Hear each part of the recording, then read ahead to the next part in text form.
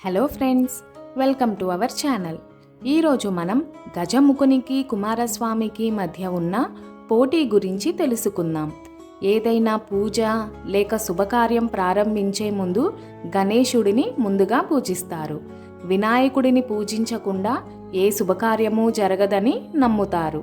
విఘ్న గణాధిపత్యం విషయంలో గజముఖునికి కుమారస్వామికి మధ్య పోటీ ఏర్పడుతుంది. ఈ గట్టి పోటీ వెనుక ఉన్న కథను మనం ఇప్పుడు తెలుసుకుందాం. గజముఖుని తర్వాత పార్వతీ పరమేశ్వరులకు 6 ముఖాలతో కుమారస్వామి జన్మించాడు. 6 ముఖాలు కలవాడు కనుక షణ్ముఖుడని, కృతికా నక్షత్రంలో జన్మించాడు కనుక కార్తికేయుడని అంటారు. గజముఖుడు లంబోదరుడు, మరుగుజ్జువాడు. కుమారస్వామి మన్మధుని మించిన అందగాడు. ఒకసారి దేవతలు, మహర్షులు పరమేశ్వరుని సందర్శించి సేవించి ఇలా అడిగారు: పరమేశ్వర, సర్వదేవగణాలకు అధిపతిగా మహేంద్రుడు ఉన్నాడు, యక్షగణాలకు అధిపతిగా కుబేరుడు ఉన్నాడు, పక్షిగణాలకు అధిపతిగా గరుత్మంతుడు, పన్నగ గణాలకు అధిపతిగా వాసుకి ఉన్నారు. అలాగే ఋషిగణాలకు, సిద్ధ సాధ్య కిన్నర కింపురుష గణాలకు అధిపతులు ఉన్నారు. ఇక ప్రథమ పిశాచ గణాలకు అధిపతిగా సాక్షాత్తు తమరే ఉన్నారు. కానీ విఘ్న గణాలకు నేటి వరకు అధిపతి లేడు. కనుక తమ కుమారులలో ఎవరో ఒకరిని విఘ్న గణాలకు అధిపతిగా నియమించండి అని ప్రార్థించారు.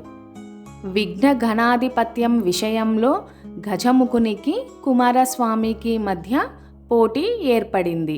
అన్నయ్య మరుగుజ్జువాడు, అసమర్థుడు కనుక విఘ్న గణాధిపత్యం తనకే కావాలన్నాడు కుమారస్వామి.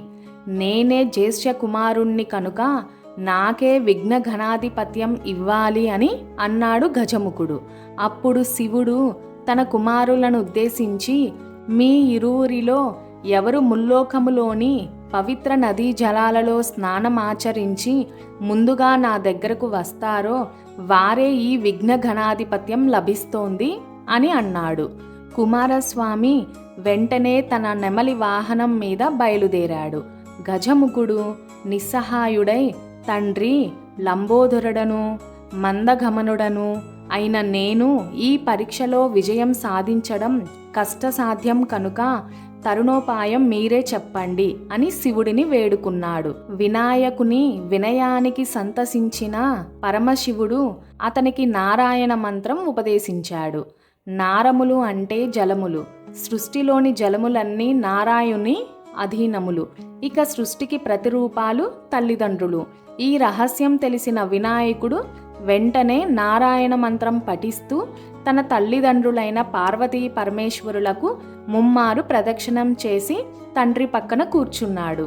ఆ మంత్ర ప్రభావాన వినాయకుడే తనకన్నా ముందుగా 3,50,00,000 నదులలో స్నానమాచరించడం కుమారస్వామి చూసి ఆశ్చర్యపడి కైలాసానికి వచ్చాడు. అక్కడ తన తండ్రి పక్కన కూర్చొని ఉన్న వినాయకుణ్ణి చూసి తన అజ్ఞానానికి పశ్చాత్తాపం చెంది అన్నకు నమస్కరించి, తండ్రి, అన్నగారి మహిమ తెలియక విఘ్న గణాధిపత్యం కావాలని అడిగాను, క్షమించండి. పరీక్షలో విజేత అయిన అన్నయ్యకే విఘ్న గణాధిపత్యం ఇవ్వండి అని అన్నాడు. ఆ రోజు వినాయకుని జన్మదినం. తన పుట్టినరోజు నాడే వినాయకుడు విఘ్న గణాధిపతిగా అభిషిక్తుడై సర్వలోక పూజితుడుగా అర్హతను సంపాదించుకున్నాడు. ఆనాటి నుండి వినాయకుని జన్మదినాన్ని ఓ పండుగలా ఆచరించడం మనకు సాంప్రదాయమైంది. హలో ఫ్రెండ్స్, కథను విన్నారు కదా. మళ్ళీ ఒక అందమైన కథతో మళ్ళీ కలుసుకుందాం. Thank you. బాయ్.